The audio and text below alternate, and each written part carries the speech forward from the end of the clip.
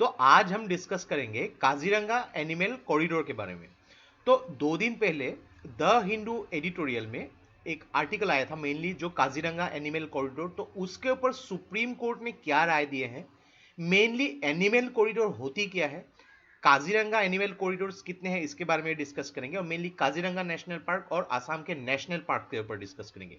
तो देखिए, from environmental science of point of view के हिसाब से या फिर आपके प्रीलिम्स पॉइंट ऑफ व्यू के हिसाब से बहुत ही इंपॉर्टेंट वीडियो होने वाली है।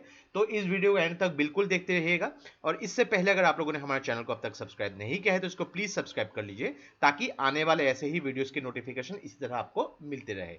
और इस वीडियो का जो नोट्स है आपको हमारे वेबसाइट में मिल जाएगी। नीचे डिस्क्रिप्शन में मैंने वेबसाइट का लिंक दे दिया है, वहां से आप उसको फॉलो कर सकते हैं। तो चलिए आज का वीडियो शुरू करते हैं। तो रिसेंटली काजीरंगा नेशनल पार्क के जो इको सेंसिटिव जोन है, तो वहां पे काफी सारे जो फॉरेस्ट लैंड जो है उसके क्लियरेंस के लिए, चाहे वो एग्रीकल्चर पर्पजेस के लिए हो या फिर किसी भी पर्पजेस के लिए हो, डिगिंग पर्पजेस के लिए या फिर कंस्ट्रक्शन एक्टिविटीज नोटिस किए गए हैं। तो अगर देखा जाए, सुप्रीम कोर्ट ने 2019 के अपने ऑर्डर में एक बात क्लियरली मेंशन कर दी थी कि काजीरंगा नेशनल पार्क के जो 9 आइडेंटिफाइड कॉरिडोर्स है उसमें कोई भी नई जो परमिटेड जो कंस्ट्रक्शन नहीं दी जाएगी ऑन प्राइवेट लैंड्स। तो मेनली यहां पे बोला गया है जो फंक्शनल कॉरिडोर और स्ट्रक्चरल कॉरिडोर, इसके बारे में भी डिस्कस करेंगे। तो यहां पे बोला गया है कि जो स्ट्रक्चरल कॉरिडोर्स है उनको कोई भी ह्यूमन डिस्टर्बेंसेस के लिए, चाहे वो एग्रीकल्चर पर्पजेस के लिए हो, कुछ कंस्ट्रक्शन पर्पजेस के लिए हो, नहीं यूज किया जाएगा। हाँ, लेकिन मेनली देखें कि अगर यहाँ पे फॉरेस्ट्री की कुछ काम हो वहां पे या फिर वाइल्ड लाइफ मैनेजमेंट प्रैक्टिसेस है तो उसको अलाउ किया गया है। और जो फंक्शनल कॉरिडोर्स है दोनों ही के बारे में हम लोग डिस्कस करेंगे। तो वहां पे रेगुलेटेड मल्टी यूज की परमिशन दी गई है विद रेस्ट्रिक्शंस, ताकि लैंड यूज के जो चेंजेस ताकि वहां ना हो सके, यानी कि परमिटेड लाइसेंस लेने के बाद उसको यूज किया जा सकता है। तो अगर हम लोग समझेंगे कि एनिमल कॉरिडोर क्या होती है, तो देखिए काफी सारे जगहों पे जो प्रोटेक्टेड वाइल्ड लाइफ एरियाज है वहां पे, तो मान लीजिए कि अगर काजीरंगा में ही, तो अक्सर वहां पे फ्लड की प्रॉब्लम्स होती रहती है। तो यहां पे अगर मान लीजिए कि ये जो एरिया में जो जानवर रहते हैं, तो अगर इस जगह में फ्लड्स की प्रॉब्लम आ चुकी है, अगर मान लीजिए कि ये एरिया में फ्लड की प्रॉब्लम आ चुकी है, तो उन लोगों को डेफिनेटली कुछ ऐसे जगहों पे जो थोड़ी सी हाइट में हो, तो उन लोग को उस जगह पे ट्रांसफर होना पड़ता है खुद से। तो उसके लिए कुछ कॉरिडोर्स होती है, थ्रू जिस कॉरिडोर से उन लोग उस जगह पे जाते हैं फॉर सेफ्टी। और जब भी यहाँ पे जो फ्लड है, जो उनकी ओरिजिनल जगह थी, उन लोग के लिए अच्छी जगह उन लोग खुद मानते थे, तो जब भी फ्लड ये खत्म हो जाता है उन लोग फिर से वहां पे रिटर्न करते हैं मेनली। तो मेनली यहाँ पे safe and passage for animals between two isolated habitats is animal corridor. तो अभी देखिए यहाँ पे एनिमल कॉरिडोर को यहाँ पे उनकी जो काम के हिसाब से या फिर उनके यूजेस के हिसाब से दो टाइप में डिवाइड किया जाता है।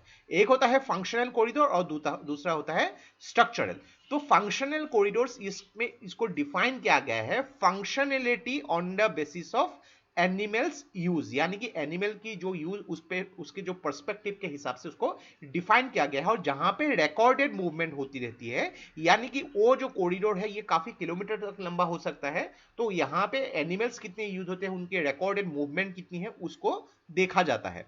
और दूसरी बात है कि स्ट्रक्चरल कॉरिडोर जो होते हैं ये एक कॉन्टिजियस स्ट्रिप होती है, यानी कि मान लीजिए कि यहाँ पे एक जगह है, दूसरी जगह पे यहाँ पे कॉन्टिन्यूअस जो स्ट्रिप होती है, जो फंक्शनल कॉरिडोर के हिसाब से हम लोग मान सकते हैं, या फिर फ्रेगमेंटेड ब्लॉक्स होती है एक लैंडस्केप का।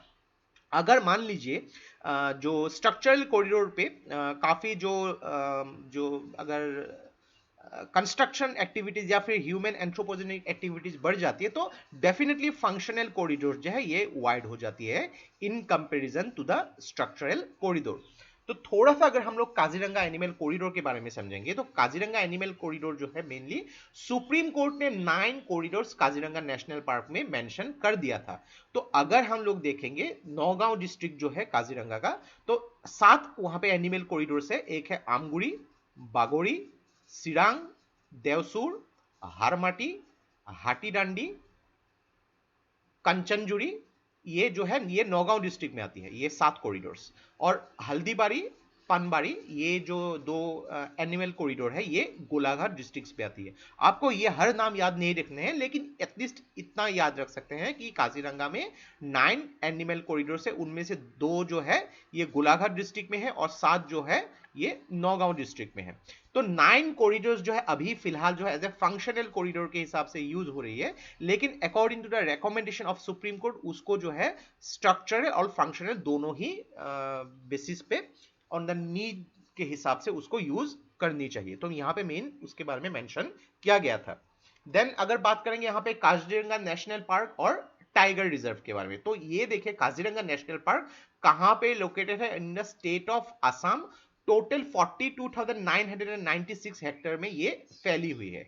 तो ब्रह्मपुत्र वैली जो फ्लड प्लेन है उसमें ये सिंगल लार्जेस्ट अनडिस्टर्ब और रिप्रेजेंटेटिव एरिया है ये ब्रह्मपुत्र वैली फ्लड प्लेन में। अगर बात करेंगे काजीरंगा नेशनल पार्क, तो इसको जो है नेशनल पार्क घोषित किया था 1974 में। 2007 में इसको टाइगर रिजर्व घोषित किया गया था और 1985 में काजीरंगा नेशनल पार्क को यूनेस्को वर्ल्ड हेरिटेज साइट में इंक्लूड कर दिया गया था। तो आसाम में फिलहाल 2 यूनेस्को वर्ल्ड हेरिटेज साइट है, एक तो हो गया काजीरंगा और दूसरा क्या है ये आपको मुझे कमेंट बॉक्स पे लिख के बतानी है। तो अगर बात करेंगे पोबिटोरा वाइल्ड लाइफ सेंचुरी, तो पोबिटोरा वाइल्ड लाइफ सेंचुरी उसमें भी राइनो पाए जाते हैं और पोबिटोरा वाइल्ड लाइफ सेंचुरी में जो राइनो की डेंसिटी है, यानी कि 1 हॉर्न राइनो जो है पूरी दुनिया में जो है फेमस है यहाँ पे। तो 1 हॉर्न राइनो की जो डेंसिटी है, यानी कि उस जगह की जो साइज जितनी है उस कंपैरिजन में उतनी राइनो कितने हैं वहां पे, उसके हिसाब से उसकी डेंसिटी दुनिया में सबसे ज्यादा है पोबिटोरा वाइल्ड लाइफ सेंचुरी। छोटे छोटे बात आपको प्रीलिम्स में पूछे जा सकते हैं। और इन कंपैरिजन अगर हम लोग नंबर्स के बाद देखेंगे तो काजीरंगा नेशनल पार्क के बाद सेकंड जो highest number of rhinos 1 horn rhinos Assam में पाए जाते हैं वो पोबिटोरा वाइल्ड लाइफ सेंचुरी में पाए जाते हैं।